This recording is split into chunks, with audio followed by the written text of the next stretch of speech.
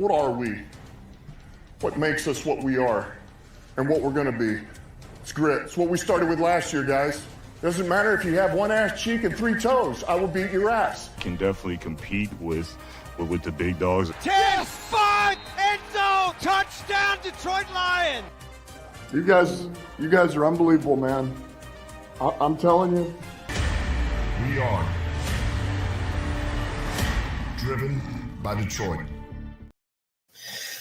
Hello, everybody, and obviously welcome back to, yet another episode or another live stream of Motor City Mania. Obviously, this one is going to be for the schedule release, which we have been waiting for quite a while now. We've been waiting to obviously find out what the Lions schedule is going to look like for the 2025 season. We already know who the opponents are, but at the current moment, we don't know exactly how that schedule is going to play out. We don't know where the bye week is. We don't know how many primetime games we have. So there's a lot of other little pieces of, information that we don't quite have just yet. And this is what we're going to be talking about during this live stream. Might not exactly be the most glamorous or the most exciting conversation to have, but it's all important none the same. So I'm obviously got my YouTube working here, so that way I can actually watch it when it comes in, the whole 9 yards. But as of right now, we are still waiting for the actual, schedule to be released, which is going to be happening at 8 o'clock here, so in about 29 minutes. But at this point, from what I know, I think 4 games have already been released as far as what the Lions are going to officially be playing. We're supposed to be playing the Packers on the road for week 1. We're going to be playing the Chiefs week 6 on, I think it's Monday Night Football, obviously at their place. We're playing Christmas Day against the Vikings. And then I think there's one more game that's been announced, but I can't remember what that game was. But I know that the 3 games off the top of my head I just mentioned are for sure. Lions will be at the Packers week 1. That's going to be at 4:25. We're going to be playing against the Chiefs week 6 at their place. It's going to be a Monday Night Football game, so a prime time football game. And then obviously we're playing Christmas Day against the Minnesota Vikings, and we have the 4:30 time slot for that game. So it definitely is going to be an interesting schedule, definitely to be sure. I'm already expecting that the Lions are probably going to have, if I had to take a guess, anywhere between 5 to 6 primetime games, because obviously the Christmas game's a primetime game, even though it's not technically in the late window, it still is a primetime slot because, well, there's only two games that are being played on Christmas Day. Obviously, the game against the Chiefs, that's a primetime game, as I stated, because that's going to be on Monday Night Football against the Chiefs. But I'm really curious to see, number one, when are we going to play the Eagles? Number 2, I really, really cannot wait to see when we play the Bears. Normally, I don't really give a damn about playing the Bears, but obviously playing against Ben Johnson, that brings it to a whole nother level. So, and MC3 Who Dat says that we're playing Thanksgiving against the Packers.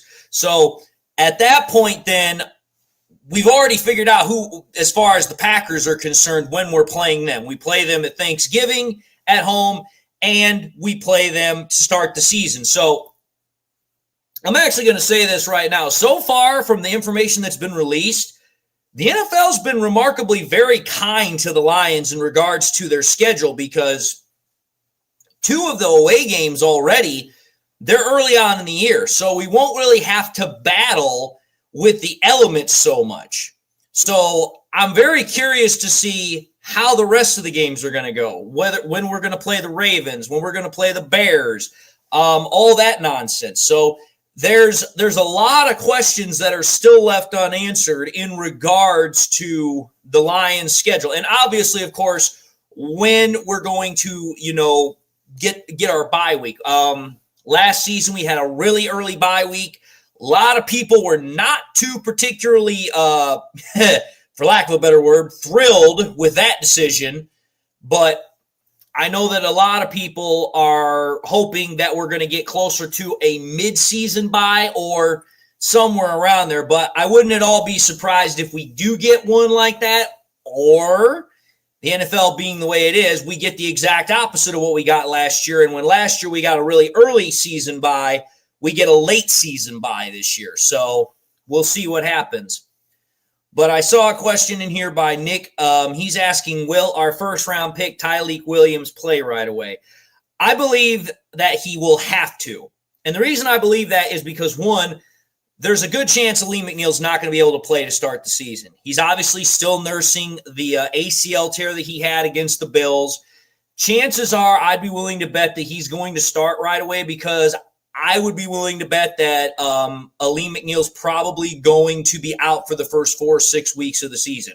That's just me being, the extreme kind of person, because it's like, okay, it could be sooner than that, but I'm already playing in my brain. I'm already, kind of psyching myself up to say, okay, chances are Alim's probably not going to be back, for at least the first month and a half of the season.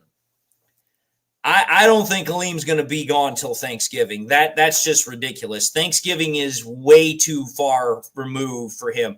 I understand ACLs are serious injuries to come back from, but the way that medical technology is right now, I'd be willing to bet he's probably going to be back before midseason. I honestly think, Nick, that we're going to see a lot of Ahmed Hazanin this year because, again, the way that I'm seeing the way the Lions are doing things, and you guys can back me up on this because I have said it since the very beginning. The way the Lions are building their edge or their pass rushing room is for it to be a rotational room. Obviously, they're going to want Hutchinson on the field as much as possible. There's no doubt about that. But everybody else, they're going to want to rotate. They're going to want to make sure that, okay, we don't leave somebody out there for too long, but we also make sure we have fresh bodies rotating in and out.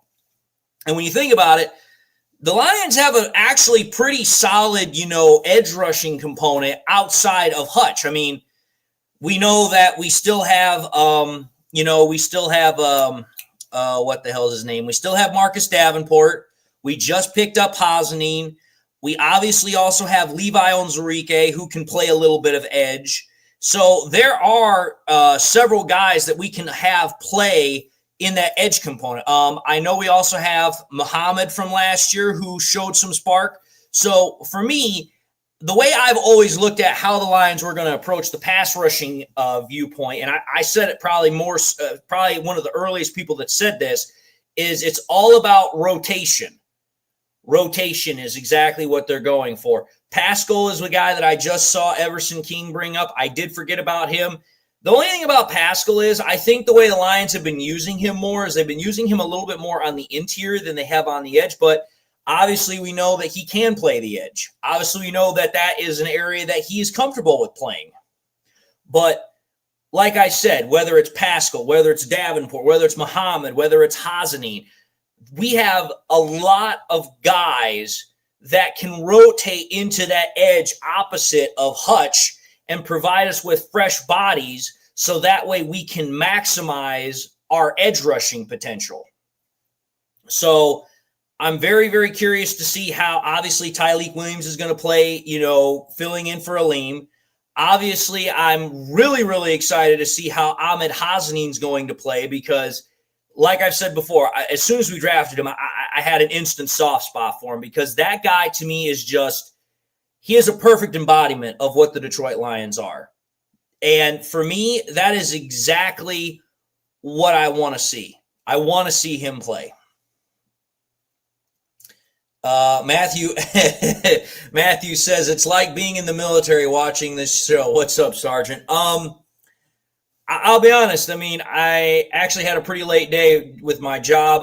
Obviously, I had my MOS job, which I'm a lab technician. But just to put it in perspective so everyone can know it, whenever you go to the hospital and you have somebody that has to come into a room and they draw stuff from you, whether it's your blood or whatever have you, I'm the one that then gets that stuff, and then I'm the one that runs tests on it. I'm the one that plates it. I'm the one that reads it under a microscope. That's my job. And let me tell you something. Over the near 8 years I've been doing this military business, and of those 8, I've been a lab technician for 7 of. I've seen quite a fair share of things that have come out of the human body, and I mean, some of them have been rather particular stories, rather very interesting stories. But MC3, who dat? I agree with you. Tate Ratledge is a guy I can't wait to see start. I mean, that boy is going to just absolutely just wreck people. He is going to wreck people. He is a very physical, gritty, kind of like just down in the dirt player. Like he just loves getting, his hands dirty. And I think he's going to be a really good player for us, especially considering the fact that we're obviously trying to find a replacement for, Kevin Zeitler. And I think he's going to be more than sufficient to fill in that role. I really do, because he's bigger than Kevin Zeitler. I actually think he might be even stronger than Kevin Zeitler. But the other thing about him is that he's more versatile than Kevin Zeitler. Kevin Zeitler pretty much has been a guard his entire career. But the fact that, they're already cross-training Ratledge to be both left guard, right guard, and center, that just increases his value exponentially. And for me, I think that is going to really showcase what kind of player he's going to be. And I'm really, really looking forward to, seeing how his impact is going to help out not only the run game, but also the pass game. And I think that that's going to be a really big eye-opener when it comes to the offensive line. I really do. I mean, I definitely agree with what most people are saying. Honestly, if it's me, I honestly see what's probably going to happen is I think our starting offensive line is going to be, obviously, the 3 that we already know are going to definitely be starters is going to be Decker at left tackle, Sewell at right tackle, Ragnow at center, which then leaves the question of, okay, who starts at guard? And I'm going to say something that's probably not going to be very popular, but this is just what I think based off of what I've heard the coaches say, based off of what I have, interpreted based upon how Campbell has talked about it and everything else. I see Glasgow starting again at left guard, and I see Ratledge, starting at right guard. I see it across the front from left to right: Decker, Glasgow, Ragnow, Ratledge, and Sewell. That's what I think is going to be the starting 5 for the offensive line. Now, I'm not saying that because I don't think Mahogany's good enough to play. I think he's more than good enough to play. But I think what the Lions value is they value the experience, and they value the fact that, hey, Mahogany could stand to probably get a little bit better, develop a little bit more. Same thing with Frazier. So, you know what? That's what I think they're going to do. And I understand what you're saying, MC3. I get it. But I don't see them moving Glasgow to right guard because Ratledge is primarily a right guard. He played right guard the majority of his time when he was in college at Georgia. And so while he could move to left guard, the Lions primarily want to keep guys where they're comfortable at. They do also, however, as I was saying a moment ago, they do want them to cross-train to be able to fit in wherever. But that's why I think that that's what the Lions are going to do. They're going to keep Glasgow at left. They're going to plug in Ratledge at right. And that's probably going to be the starting rotation. Now, I'm not saying that's permanent for this year. Obviously, it could change. Glasgow could continue to, not play up to standard. That's always a possibility. I've never said that he couldn't. Or, heaven forbid an injury happens. And then, Mahogany steps in or Frazier steps in. You know what? It is what it is. I mean, that's fine, MC3. You're entitled to have your opinion that you think he's the sixth man this year. I don't see it. I just don't see it. The Lions invested in him. They've expressed faith in him.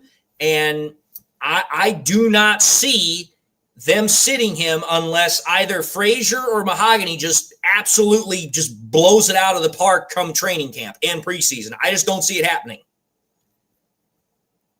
I mean, I am Cogs. How do I put this? The way I've always viewed it is that typically because I've taken a look at the schedule the last couple of years, is usually when they take a look at the how do I put this? When they take a look at the division opponents, they usually will have one divisional opponent play very close to each other towards the later part of the year. And that's always typically been the case. Now, sometimes they do spread it out evenly, but you know what? I think probably what's going to happen is we're probably going to have the Bears play. We're probably going to play them early at some point. I hope not only for the fact of going to Chicago and actually playing Ben Johnson there, but also for the fact of the weather. I hope we play Chicago at Chicago early, and then we play Chicago at home later in the year. That's just me personally. And as far as what week, I don't know. But I would have no doubt in my mind that chances are they're going to probably try and space it out a little bit, because that's what they did with the Packers game, because it's like, okay, we're going to have the Packers and the Lions week 1, and then we're going to have them again at Thanksgiving. Okay, we know the Vikings were playing them on Christmas Day.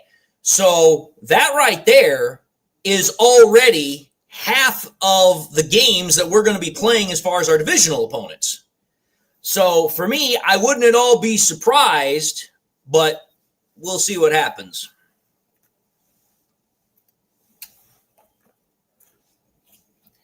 But in any case, we'll see what happens. Schedule's getting set to be released here in about 13 minutes. We'll see exactly how that shakes out here. But in any case,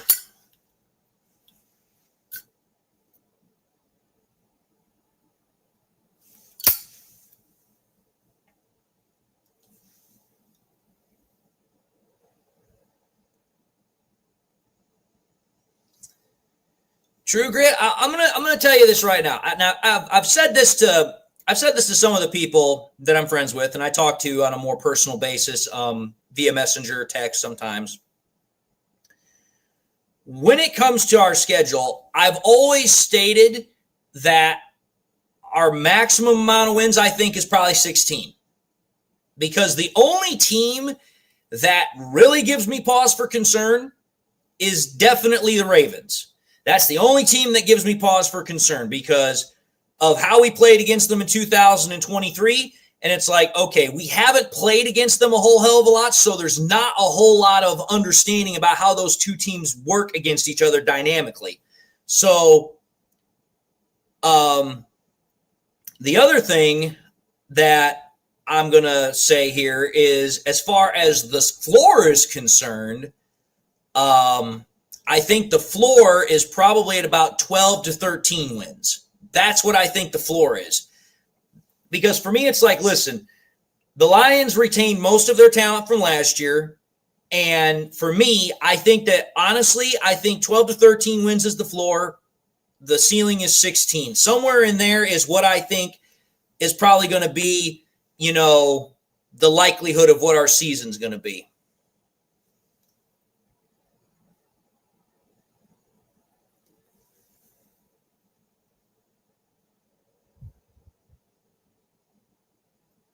Honestly, MC3, I'm not that worried about the Eagles.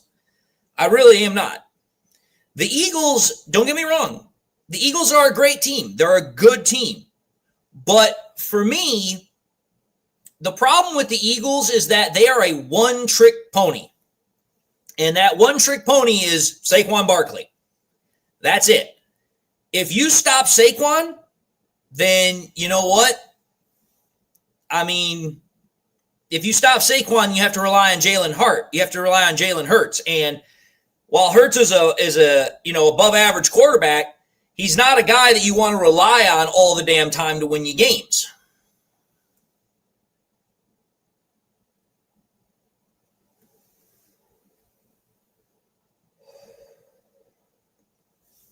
Matthew, yes, the schedule release is at 8 o'clock. And to answer your question, MC3, I did watch the press conferences yesterday. I'm actually in the process of working on a couple of projects when it comes to what those press conferences or media sessions actually entailed. And I'm pretty sure from the schedule release, I'll probably have another episode or two from that. So I've definitely got a couple of projects that I'm already cooking up here. So that way I can get you guys a lot of content over the next couple of days, because lately I've been pushing out only 1 or 2 episodes, like every day or so. And I'm trying to get it to where I have content to where it's like, hey, not only is it, consistent like what I've been doing, but I'm also trying to give you guys more of it.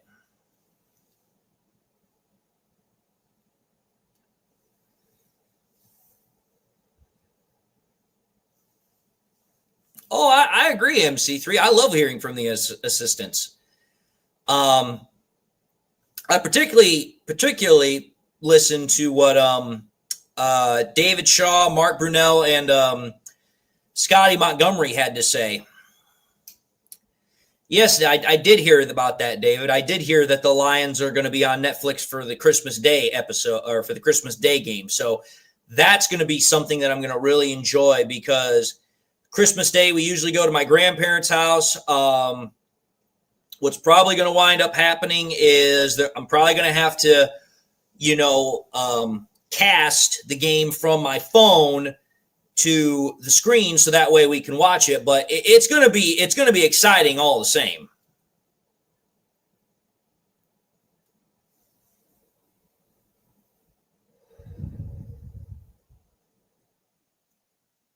Of course they're praising J-Mo big time, and they should be praising him big time.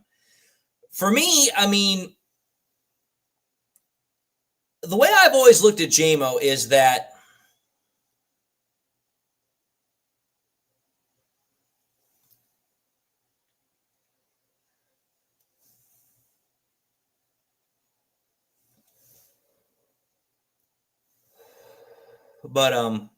where was I gonna with J-Mo? Ever since we've drafted J-Mo, obviously there has been a lot of people that have gone after his maturity. And I never thought there was a problem with his maturity, so to speak, because some people wanted to say, oh, well, he's not mature. He makes all these childish decisions. It's like, dude, give the kid a break. Like, seriously, give the kid a break. Out of all the things that he's done that has really been, something that was a super big red flag was the gun in the car. But even that, the gun wasn't loaded. It was in the back seat. And for me, it's like, hey, you know what? That was a dumb move. Don't get me wrong. But other than that, it's like, what has the kid really done that has been a big deal? Really not much of anything. So people that wanted to say, oh, well, this kid's immature, you know what? I'm not going to put the smoke down. If you have a problem with me smoking on camera, then you can get out of the stream. I smoke now because of what's going on with my life. And I'm going to leave it at that.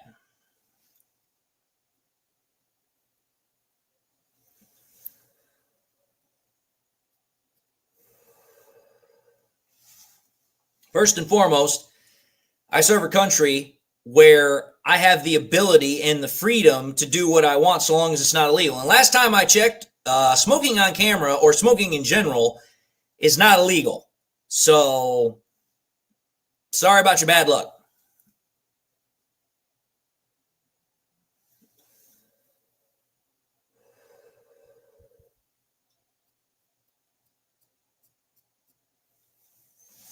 But getting back to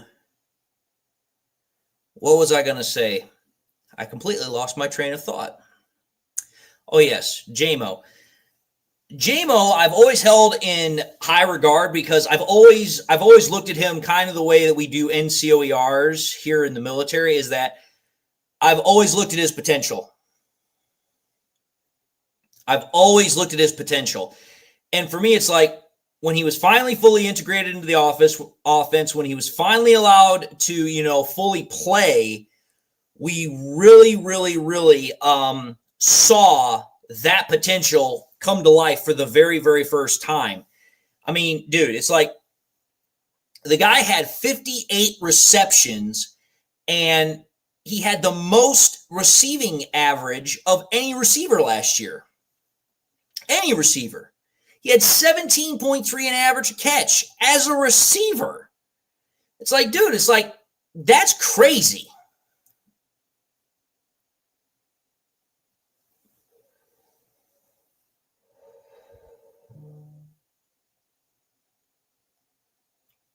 But I have no doubt in my mind that JMO is going to expand upon what he did last year.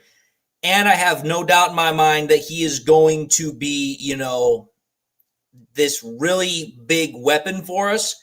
And I have no doubt in my mind that he's going to get a contract extension.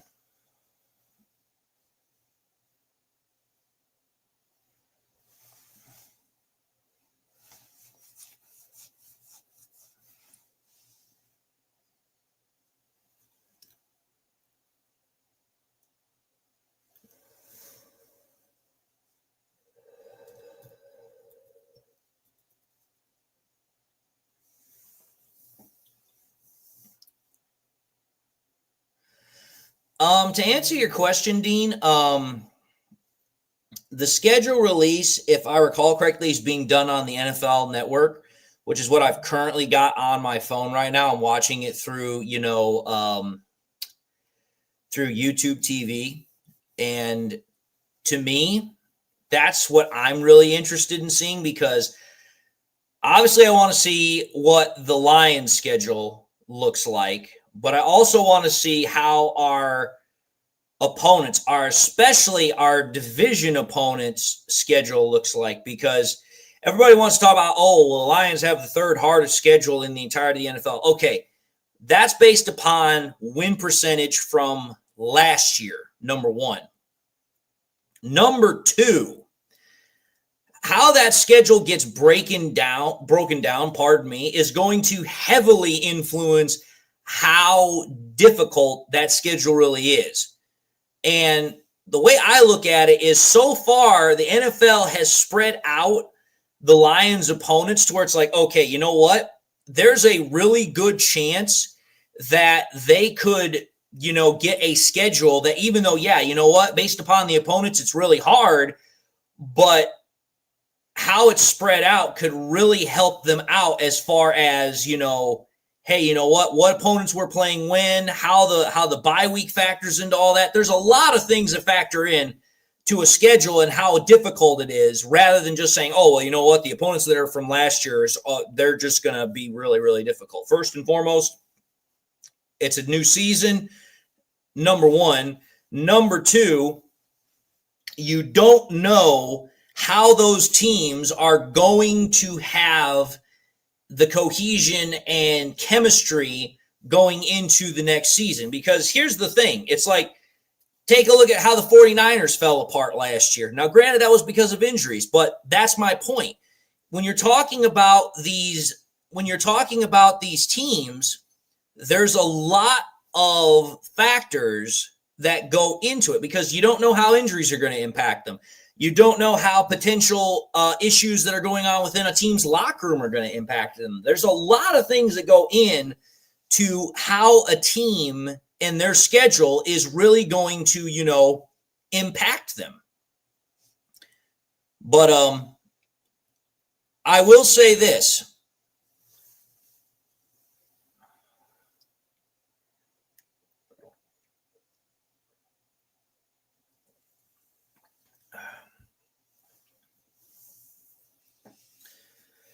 The one thing about the schedule that I'm really curious to see is how the away games get placed, because depending upon how that happens, I'm pretty confident we're going to have away games in the later part of the year. I really, really will expect that.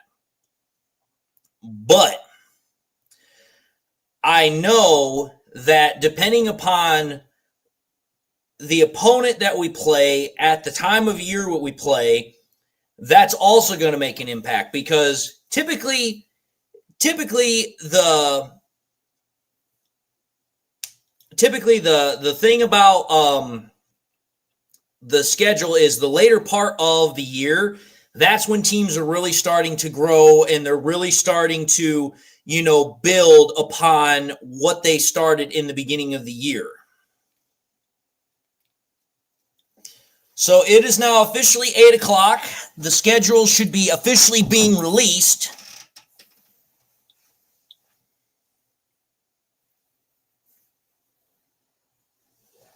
So the Lions are going to be playing the Rams Week 15. That just came across the NFL Network.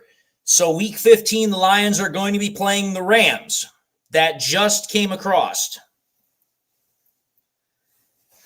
And what I'm going to try and do is I'm going to try and, obviously peruse the NFL and peruse the internet to try and figure out as much information as I possibly can while we're going through all this. So let me just, as the saying goes, peruse the internet here and see what I can find.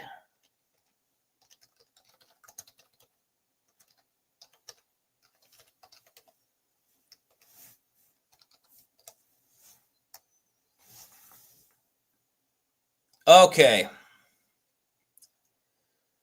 Do.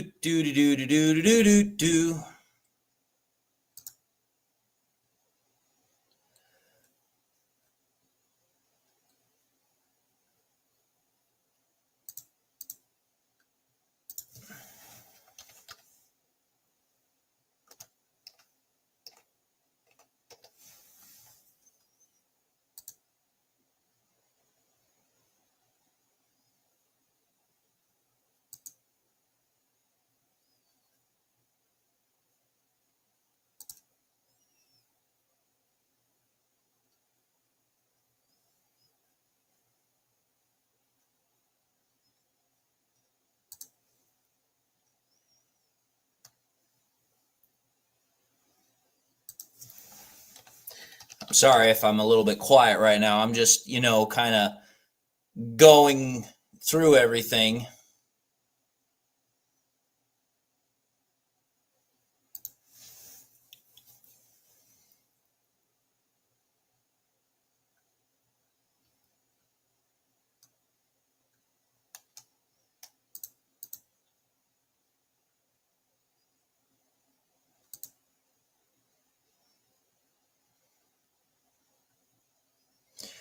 Okay, so just trying to getting this information as quickly as I can.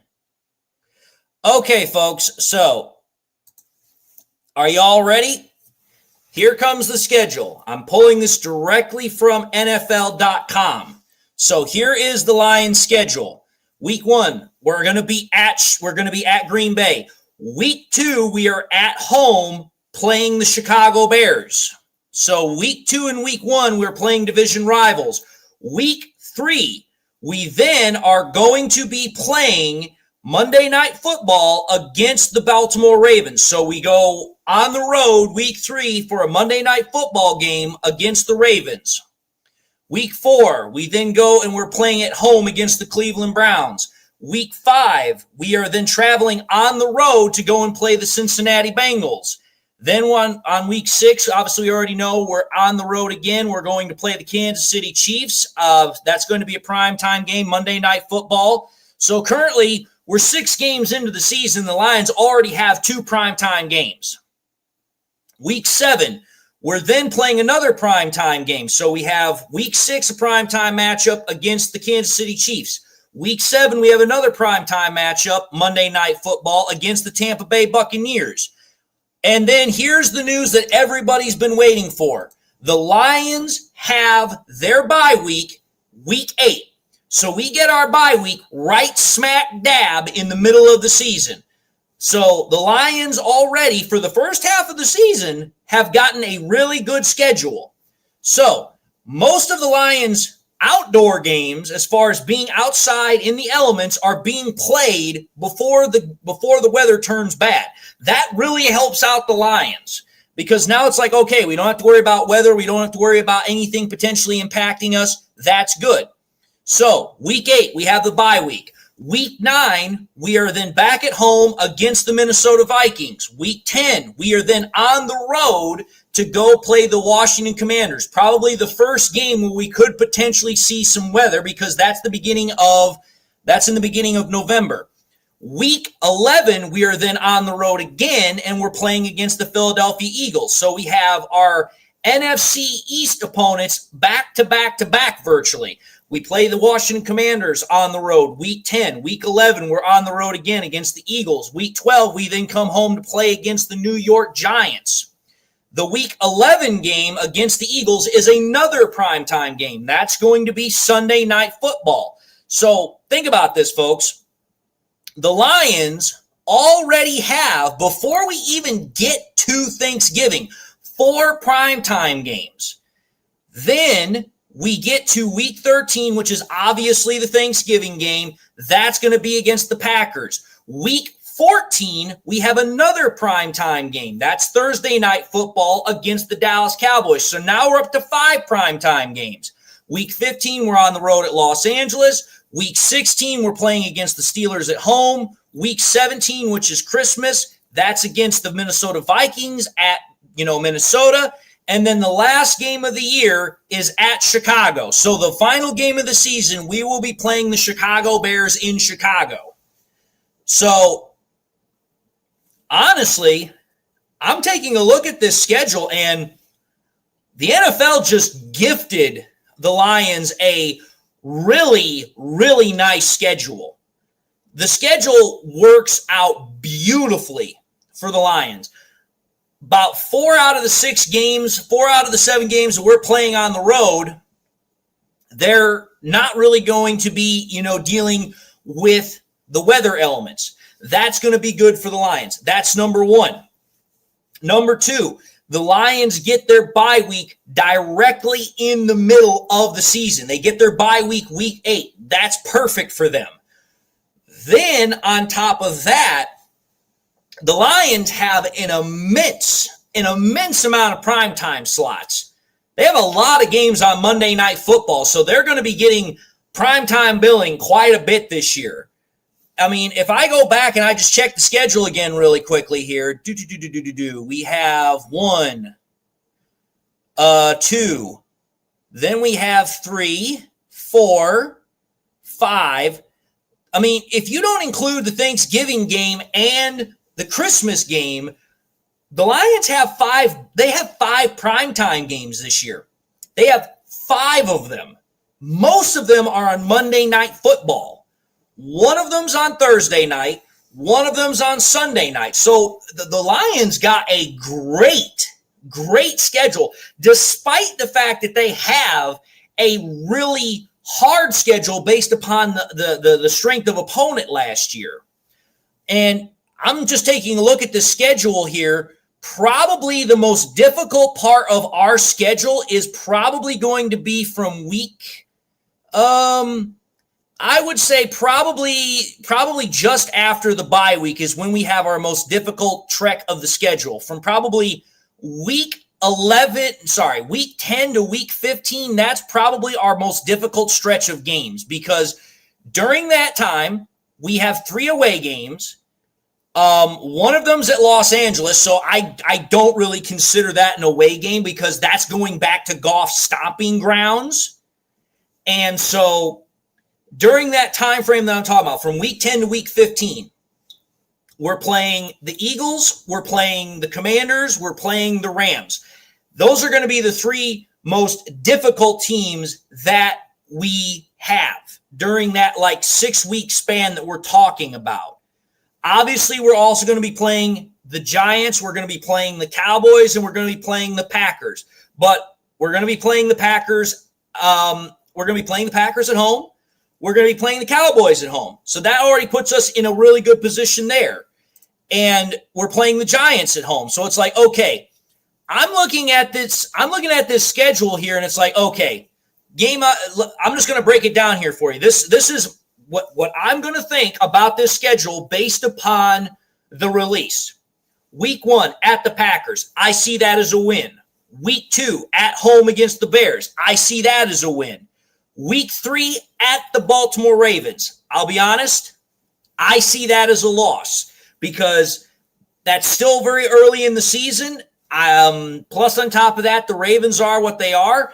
That one, I think, is a 50-50 toss-up, but I think it leans more towards a loss. So at this point, 3 weeks in, we're 2-1. Against the Browns, week 4, I see a win. Week 5 against the Bengals, I see a win. Week 6 against the Chiefs, I see a win.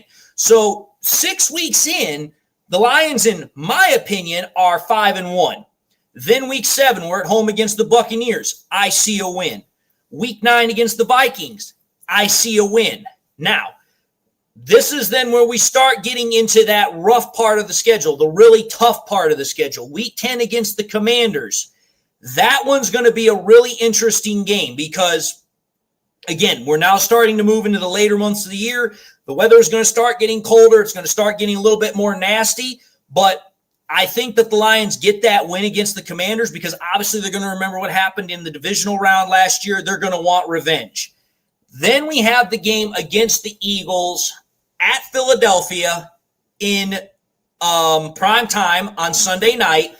That's going to be middle of the month in November. That's where I think the Lions are probably going to pick up their second loss because it's a late night game. It's in the middle of November. It gets particularly very cold and very, weather is not in the greatest of conditions up north. So based upon that, I think the Lions will probably lose against the Eagles. I think that at that point we're 8-2. Week 12 against the New York Giants at home, we win. Week 13 against the Packers at home for Thanksgiving, we win. Week 14 against the Cowboys at home, another primetime game. That's Thursday night football. We win. And then we have Sunday against the Rams. That's in Los Angeles. I think we win that game as well. Week 16 against the Steelers, we're going to win. Week 17 against the Vikings, I think we win. Now, the question with the Bears is going to be, okay, we're now 18 games into the season. It's going to be very cold. It's going to be very nasty in Chicago in, February. It's not going to be a pleasant game. So for me, it's like, okay, this is why I said what I said earlier when I said ceiling, floor. The Lions' ceiling is 16 wins, in my opinion. The floor is 12 to 13 wins. Based upon what I'm looking at when it comes to this schedule, I could see the Lions going 14-3 or 15-2 again. I really could. Because the way the schedule is broken down, it's like, listen, there's enough of break and there's enough space between the opponents that are really, really difficult, such as the Commanders, such as the Eagles, such as the Ravens, to where the Lions can start picking up steam and can really get themselves in a rhythm, build up momentum to where it's like, okay, they're not really going to have to worry about things kind of derailing them, so to speak. So I look at the Lions schedule and I see at least 14, 15 wins on there. That's what I see. MC3 says division rival may sneak one on us. That's possible.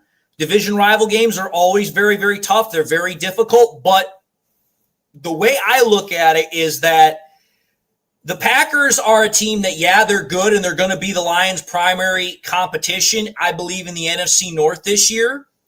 But for me, it's like the Packers always start out slow. Think about it. Every single year, they've always started out slow. They don't get really picked up until about mid-season. So the fact that the Lions get the Packers to start out right out the gate, I think that is perfect for us. I'm going to be honest with you, MC3. I'm not worried about the Vikings. And I'll tell you why I'm not worried about the Vikings. I'm not worried about the Vikings because of J.J. McCarthy. I'm not worried about them because J.J. McCarthy, while he was successful at Michigan, the NFL is a completely different beast than the NCAA. I'm not worried about the Vikings until J.J. McCarthy actually shows me he can play at the NFL level. Because think about it, the only thing we've seen about J.J. McCarthy is what he done in the preseason. And you cannot base what you're doing as far as the rest of the NFL based off of preseason. You just can't, because preseason you're running against backups, you're running basic vanilla concepts on both offense and defense. It's not a good indicator as to what you're going to see in the NFL. MC, he might have everything he needs up there, but that don't mean jack diddly poo. Freaking Kirk Cousins had everything he needed up in Minnesota. Never did anything with it. Never was able to do anything with it. The same thing was true with Sam Darnold. They all were really good in the regular season, but once the postseason showed up, it was like, okay, where the hell did you disappear to? And think about it. Sam Darnold and Kirk Cousins, they're veteran quarterbacks. They've played in the NFL for a number of years. They've seen what the NFL can throw at them, and they still couldn't do anything. J.J. McCarthy has not even played against the top best that the NFL has to offer. He hasn't played against the Lions. He hasn't played against all those teams. So for me, it's like, I have no idea what to expect from J.J. McCarthy, but I'm going to tell you this right now. He's going to be coming into a situation where there's going to be a massive amount of expectation put on him, because it's like, okay, if Sam Darnold could come into this situation and he could win, 14 games with us, then we expect you to do the same. That is an immense amount of expectation to put on a young man who didn't play at all last year because he had a severe torn meniscus in his knee. So for me, it's like, I'm not really all that worried about the Vikings.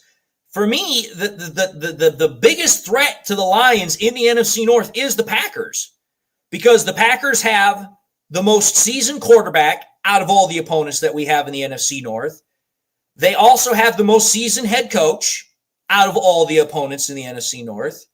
And then on top of that, they're the team that has been consistently good, even when things have not been good for them year after year.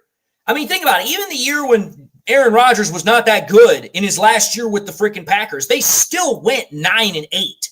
They still went and were that close to getting to the playoffs until the Lions pretty much said, you ain't going nowhere. I see what you're saying, True Grit. I'm not too worried about Tampa Bay. I really am not worried about Tampa Bay. And the reason why I'm not worried about Tampa Bay is because, well, one, we have Casey Rogers, who was there last year. He knows how they're going to run their defense, number one. Number two, Baker Mayfield, while he's a good quarterback, I don't think he's as good as a lot of people hype him up to be. He's a good quarterback, and, the Buccaneers have given us some fits, but it's not like they're a team that really overpowers us. Hell, even in the game last year against the Bucs in week 2, our offense was virtually still trying to figure itself out, and they only beat us by 4 points. And think about it. Our defense is going to be primarily featuring all of its starters once again this year. We're going to have Hutch back. We're going to have all of our defensive starters back except for McNeil. And I think, that Tyleik Williams will fit in nicely for him. So for me, it's like, I'm not too worried about, the Bucs, because again, we play the Bucs. What, I think it was week 7, week 8. No, not week 8, week 7, week 9, something like that. Because week 8's the bye. I mean, by that time, Lee McNeil should be back. So I'm looking at the schedule here, and it's like, okay, can we sweep the division? Yeah, we could sweep the division again. The real monkey wrench is going to be when we play Chicago week 18. That's going to be the monkey wrench, because it's very late in the year. And it's going to really depend on a couple of factors. Number one, it's going to depend on how the Bears season has been going. Because, number one, if the Bears, if their season goes particularly well and they're fighting for something late in the year, which they could be, I'm not trying to, to completely diss the Bears, but that's the one division game that really is like, okay, I really am curious how this game's going to go. Lions Mania, I'm telling you this right now. If I'm looking at the schedule, the games that are really, really big, in my opinion, obviously the game against the Bengals is one of them, because the Bengals, I really think, are going to give us a run for the money, at least offensively. Defensively, the Bengals are a mess. The Bengals are a freaking mess when it comes to their defense. I mean, right now they're back in the same boat they were, a couple of months ago with the whole Trey Hendrickson saga. And then the next game after the Bengals, which I think is going to be a shootout between, Goff and Burrow, is going to be another Mahomes-Goff matchup. And that's, again, going to be, okay, Goff is going up against Mahomes. Can Goff keep his, perfect record against Mahomes continuous? Can he win another game against Mahomes? And this time, it's not going to be the first game of the year. This is going to be middle of the season. The teams are going to be, completely in their element. They're going to be, up to speed on everything. It's going to be a really good matchup for the Lions. Cindy, I'm not worried about Minnesota because, number one, we play Minnesota indoors. I'm not worried about playing Minnesota in Minnesota. We've gone to Minnesota the last couple of years and we've beaten them at Minnesota. The only game, like I said, that's a divisional opponent that I am worried about is Chicago at the end of the season. That's the only one. I'm not really thinking that the Steelers are a sleeper team. I mean, the Steelers are always a good team. Mike Tomlin always makes them a good team, but the Steelers don't have a quarterback. The Steelers don't have a quarterback. Think about it. They've got Will Howard that they drafted. And, I mean, past that, it's like, who the hell else do they have? They really don't have anybody. I mean, again, the Steelers, I'm just going to put this as a broad blanket statement. When it comes to teams, a lot of how a team is going to win or lose is going to be based upon the quarterback. The quarterback is going to be the predominant factor about how you win or lose games. And for me, it's like the Steelers, they don't really have a quarterback. The Giants are breaking in a new quarterback in Dart. And you know what? He might look apart, but again, this is still off season. We're going to have to wait and see what he does when the regular season hits. And by the time we play the Giants in the regular season, we'll have about, 10 to 11 games of film on him. We should be able to start figuring out some tendencies. Plus, on top of that, the Lions have gone against the Giants in joint practices in the offseason the last 2 years. So they know how Brian Daboll likes to run his offense. So again, I look at the schedule and I'm really happy with the schedule. I think the Lions got a really damn good, nice schedule. It's balanced. It's spread out. It's not a super culmination of all these top teams all at once. There's only one part of the schedule that's really a bit rough. And like I said, that's from week 11, week 10, whatever it is, until week 15. Because within there, we play the Commanders, we play the Eagles, we play the Rams, and those are going to be the most difficult teams that we play. Other than that, as far as that period of time, the only other team that really worries me is the Ravens. So, again, like I said, I think the Lions could win 15 games this year. I really do. And I think that the floor for them is probably, 14, 15 games, like somewhere around there. I look at what the Lions have for a schedule, and it's like, dude, the Lions might be going up against some really good teams from last year, but the schedule is really balanced and really spread out in the Lions' favor. And again, like I said, the Lions have an immense amount of primetime games this year. Immense amount. They got 6-7 primetime games. And that's not if you include the fact that the Lions have their always annual Thanksgiving game. And then on top of that, they're playing on Christmas this year. So it's like, dude, the Lions are going to be, in primetime television, or the only team, or one of the only teams that's on television for like half of their schedule. Well, yeah, I will admit that, Gun Guy. You do have a point there. The Monday night games do make it a short schedule as far as week to week. Because it's like, hey, you know what? You have a Monday night game, then you got a Sunday game literally 6 days later. But I think the Lions are probably one of the teams in the NFL that's really well handled to deal with that, because every single year they always have to play on a short week every single year when they have their Thanksgiving game. Because it's like, okay, you have to play a Sunday game typically. Then 4 days later, you have to play on Thanksgiving, which is, a really hard turnaround. But for the fact that the Lions have been doing that for years, and the fact that they've had a lot of primetime games that are building themselves up to this point, I think they'll be ready for it. The Lions are used to now playing in primetime television.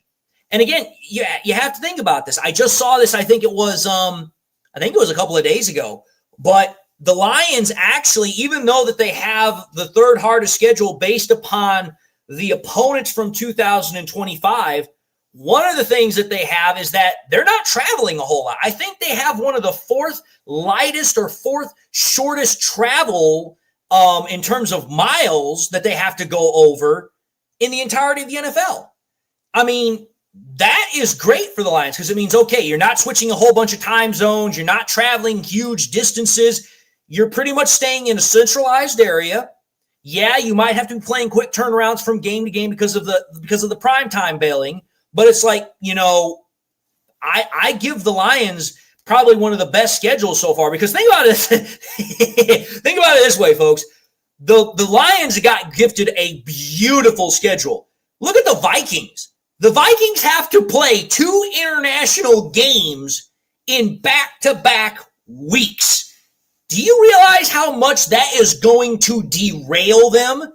Because it's like, dude, it's not like you have an international game 1 week and then a couple of weeks later you have another one. No, you have a period of a month, of a half a month, where you're going to be playing overseas.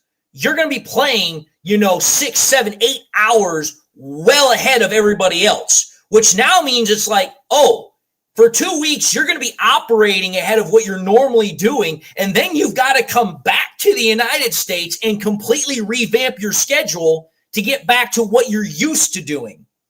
I mean, that is going to mess with them something fierce. And again, this is with a rookie quarterback in essence. Yeah, J.J. McCarthy was there last year, but he didn't play. This is his rookie year. But now that we've talked about the Lions schedule here, I'm gonna now transition over to our divisional opponents, because I want to take a look at what their schedules look like to try and get a feel and a bead for their schedules. So let's take a look at the primary competition for the Lions this year, which is going to be the Packers. So let's take a look at what they got. The Packers' schedule is as such. They are going to, let's see here, as we already know, they're going to open up against the Lions week 1. Oh, wow. This is beautiful. So think about this one, folks. The Packers open up, holy crap. They open up week 1 against the Lions at home. Then you want to know what they get week 2? They then have to play against the Commanders week 2 at home. So they're going to get 2 of the best NFC teams in back-to-back weeks. So that's going to be a brutal way to start their schedule. Then week 3, they go to Cleveland. Week 4, they go to the Cowboys. Week 6, they play against the Bengals. Week 7, they are on the road against the Cardinals. Week 8, they then play the Steelers in Pittsburgh. Week 9, they play the Carolina Panthers. Week 10, they play the Eagles. And then week 11, they are at New York against the Giants. Week 12, they're playing at home against the Vikings. Then week 13, obviously, they're playing us again. Week 14, they play the Bears. Week 15, they then go on the road to play the Denver Broncos. Week 16, they then go to Chicago to play the Bears, but that game has not been determined as far as the time or anything as far as the date. Then after they play the Bears, they then go and play the Baltimore Ravens week 17. And week 18, they finish out against the Minnesota Vikings in Minnesota. But here's what's really bad about, oh boy, I'm trying to figure out where this is in here because I don't recall seeing it. Where is it? Where is it? I'm kind of curious here. Where the frig is it? So the Packers, according to their schedule, they don't have their bye week listed yet. But based upon what I'm seeing here, chances are their bye week is probably not going to come until later in the season. Like towards the near end of the season. That's probably why the Packers don't have game times for the Bears and the Ravens or for the Vikings. The last 3 games that they have, they don't have a date and they don't have a time. They have yet to be determined. And I think that's because they themselves don't know what their freaking bye week is. So the Packers, like, they got a bit of a brutal schedule because, again, they start out their schedule against both the Lions and then they got to play the freaking Commanders. Like, for the first 2 weeks of the season, that is a brutal way to open your season. I mean, it's possible, MC3. It's possible that somebody just didn't upload it, but like I said, I'm going to take another look at it here really quickly, but based upon what I'm seeing here for the Packers, L, W, W, probable W, another W, another W, another W, L, W, W, L, W, W, W, L. I think the Packers are probably going to win 11 to 12 games this year based upon their schedule, just based upon from preliminary looks. All right. Now let's take a look at the Vikings. So the Vikings schedule is as such. The Vikings open their season at Chicago. That's going to be a primetime game. They're playing Monday Night Football. Then they got to go and play the Atlanta Falcons on primetime again for Sunday night. Then they play the Cincinnati Bengals. So for the Vikings, the first 3 games they play are all at home. Then they go on the road to play the Pittsburgh Steelers. Then they're on the road again for, holy crap. Holy freaking crap. Wow. I mean, dude, that's just, wow, that's interesting. The Vikings have literally 4 primetime games in the first 5 weeks of the season. Think about that, folks. The Vikings have 4 primetime games in their first 5 games. Their game against the Bears, primetime, week 1. Week 2 against the Falcons, primetime. Week 4 against the Week 4 against the Steelers, primetime. Week 5 against the Browns, primetime. And then the Vikings got screwed because their bye week is week 6. So they're getting a very early bye week like we got last year. So then after the bye week, they then play the Eagles at home. Then they're on the road to play the Los Angeles Chargers for another primetime game on Thursday night. Then they play us at Detroit. Then they play the Ravens. Then they play the Bears. Then they go to Green Bay. Then they're at Seattle. Then they play the Commanders. Then they're at Dallas for another primetime game. Like, holy crap. Jiminy freaking crickets. They've got like 6-7 primetime games.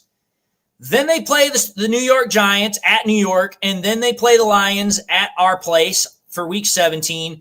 And then week 18, they're playing the Packers at a time to be determined.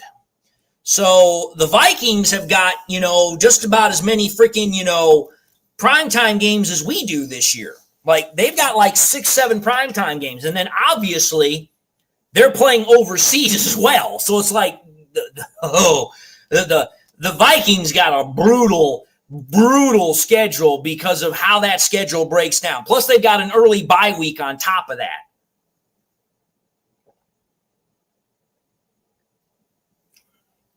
All right. So that's the Vikings.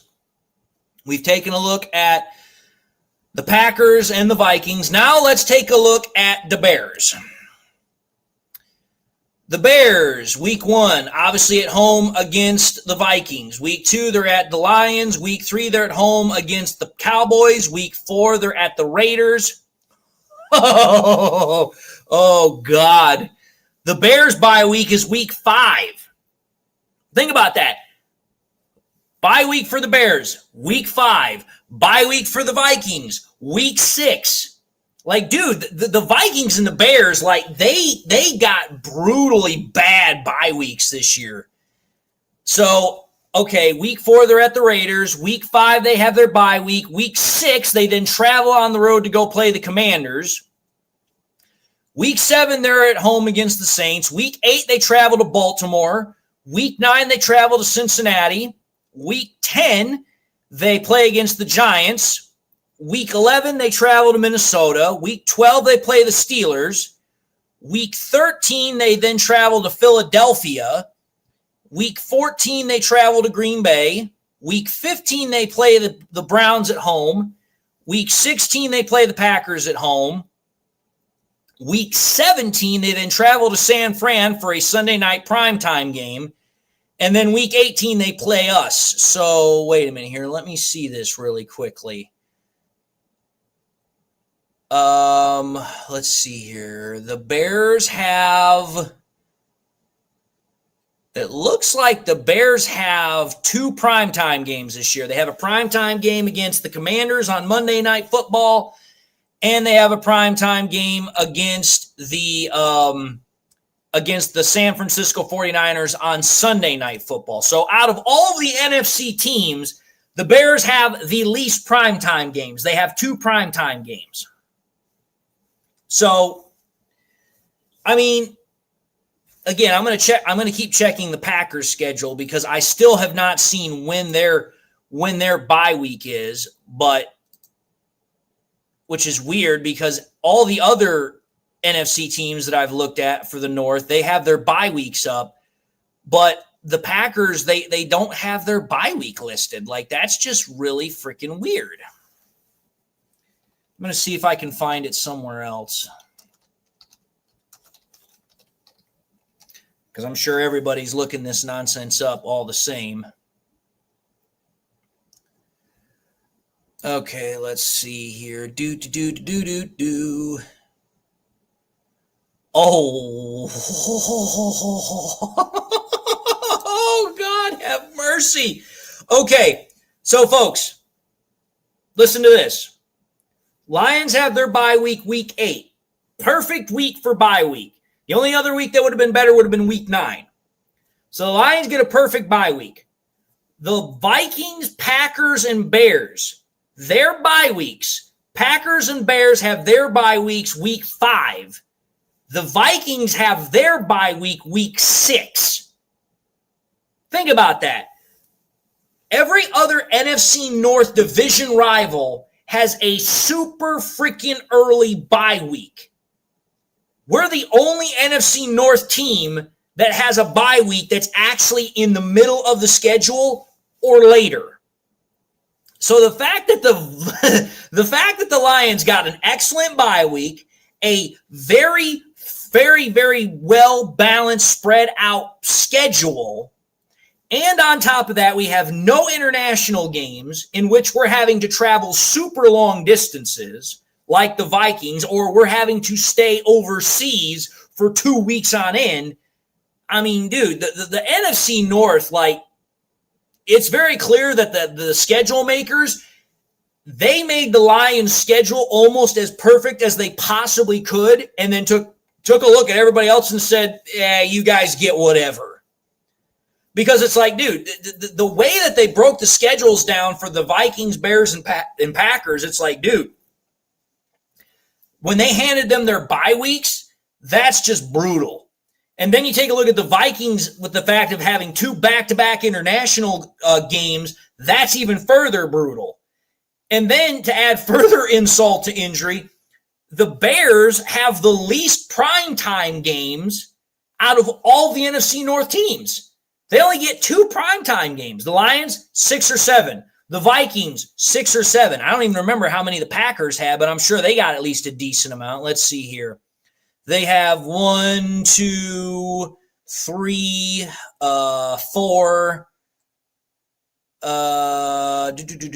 Yeah, the Packers have 4 primetime games slotted. So if you look at it, Lions and Vikings clearly have the most primetime slots so far out of all the NFC North division rivals.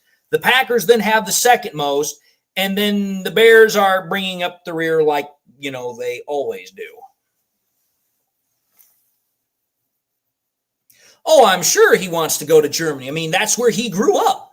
Amon-Ra St. Brown would love to go back to Germany. I mean, he speaks fluent German. I mean, I would love to go and watch the Lions play in Germany or in London. I mean, for crying out loud, the Lion is a part of royalty there in Britain. So it's like that would be a perfect segue, a perfect, buy-in or vie-in for what the Lions are trying to do as far as brand. So, I mean, I'm looking at the schedule here, and I think the Lions, they just got a beautiful schedule. Like, this is probably the best I could have imagined the Lions' schedule being for this year. I mean, Cynthia, our schedule is not tough. The bye week in week 8 is exactly where you want it. Teams want their bye weeks as close to the middle of the schedule as possible because it allows them to get refreshed for then the second half of the season. You do not want bye weeks towards the beginning or the end of the season. Why? For the beginning of the season, it's like, okay, you've gotten your bye weeks so early. Now you've got to go freaking, 10, 11 games in a row where you're not getting a break. You're going to have a hard time maintaining health that way. Having a bye week really late means that, it's the exact same thing, but in reverse. You have 10, 11, 12 games in a row where you're not getting a break. And then when you absolutely need your team to be at its best, when it has to be at its most healthy to compete, you might have a whole bunch of injuries you have to contend with. That's why teams want their bye weeks right in the middle. And for me, it's like, that's exactly what the Lions got. And again, the way the schedule is spread out, they're not playing a whole bunch of tough teams back to back. I mean, I look at I look at the Lions schedule and I think it's a beautiful schedule. I think it's probably one of the best schedules that's in the NFL right now. The Lions got a just damn great gift from the NFL. That's what I see when I look at this schedule. I think the Lions, even though they're playing against a lot of, great opponents, they're so spread out to where it's not like, it's like one great opponent after another, after another, after another. That's not happening. The worst that is happening with is when we have to play the Commanders and then the Eagles in back-to-back weeks. But the Commanders, I think we can win against. The Eagles playing against them in Philadelphia, that's going to be an interesting game. That is going to be an interesting game. But the Lions, they got a really good schedule break as far as not really getting a brutal one. So for me, I look at the schedule and I'm like, dude, I couldn't be happier. I could not be happier with how this schedule broke down for us. The Lions, I mean, they should be praying to the football gods and be like, damn, we got a really, really nice schedule. Because let's just put this in perspective here. Let's take a look at the Kansas City Chiefs schedule. Let's take a look at the Chiefs schedule. I'm actually kind of curious about that right now because the Chiefs schedule is going to be one that I think is going to really determine how well they do this year because you have to think about it. The Chiefs really didn't do anything to address their wide receiver position. Freaking Travis Kelce is getting older by the minute and, ever since the whole thing with Taylor Swift, he has not been the same player. So I'm now curious as to see what the Chiefs schedule looks like. I really am. I'm going to check that out here really quickly. So for the Chiefs, they open week 1 against the Los Angeles Chargers at Los Angeles. Then they play and have a Super Bowl rematch against the Eagles week 2 in Kansas City. Then they're on the road against the Giants for week 3. Week 4, they're then playing against the Ravens. Week 5, they play in Jacksonville against the Jaguars. Week 6, obviously, they're playing us. Week 7, they play against the Raiders at home. Week 8, they're playing the Commanders at home. Week 9, they have to travel to Buffalo. Week 10 is their bye week. So their bye week's a little bit later in the year, but it's not too bad. I mean, realistically, you want your bye week between week 8 to week 10. Like, that's really where you want your bye week. Week 10's about as late as you want it. Week 8's about as early as you want it. Week 9 is that really, really nice sweet spot. After their bye week, week 10, they then travel to Denver to play the Broncos. Week 12, they're at home against the Colts. Week 13, they're on the road against the Cowboys. Week 14, they then play the Houston Texans at home. Week 15, they then are at home against the Chargers. Week 16, they are at Tennessee. Week 17, they play the Broncos at home. And Week 18, they finish out against the Raiders in Las Vegas. And looking at their schedule, the Chiefs have 2 so far. Holy crap, will you freaking stop jumping around here, you damn mouse. 2,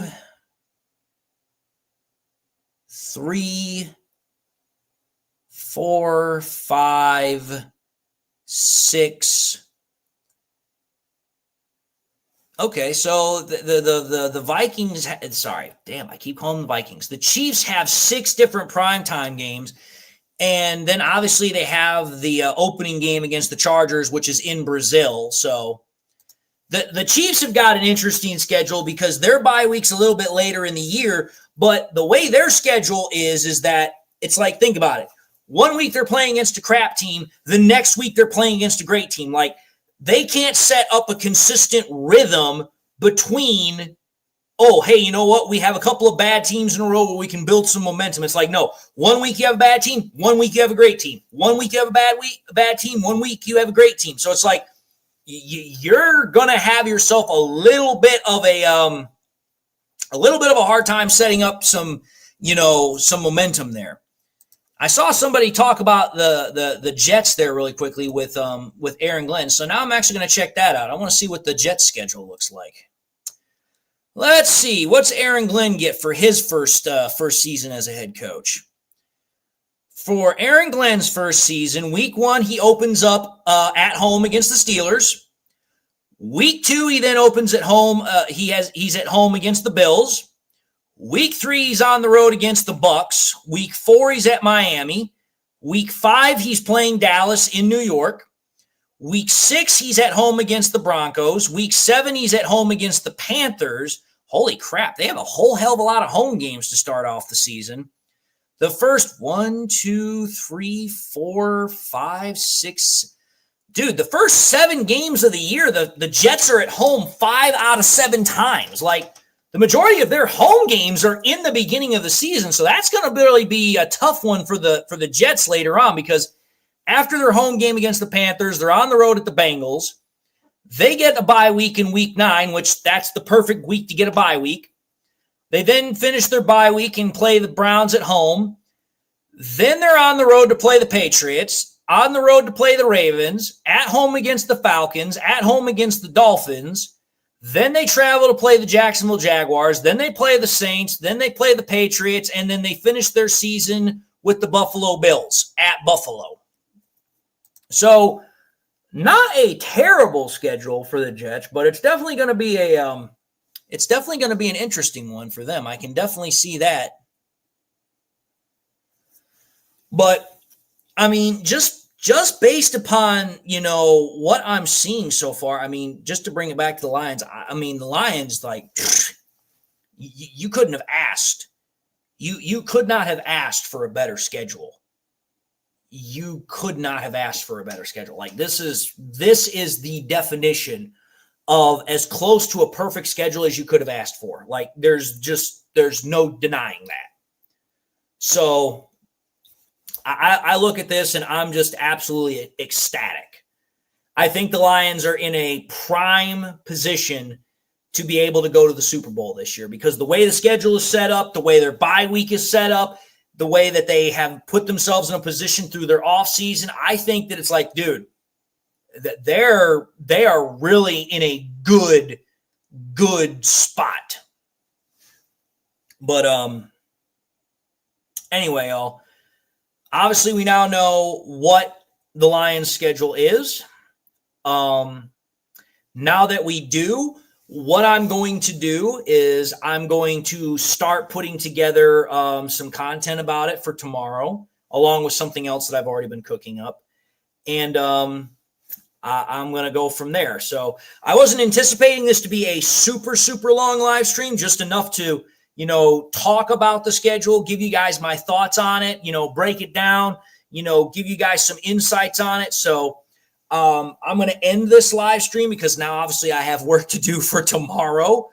But anyway, you guys are obviously a great crowd. You guys are just an absolutely amazing group of people. The fact that you guys took somebody that, when he first started was just trying to do this to try and, give his opinion on certain things in regards to what was going on with the Lions. And now here I am, like literally, less than 300, subscribers away from 10,000 subs. Like I'm absolutely just, astounded at how well we've grown this community.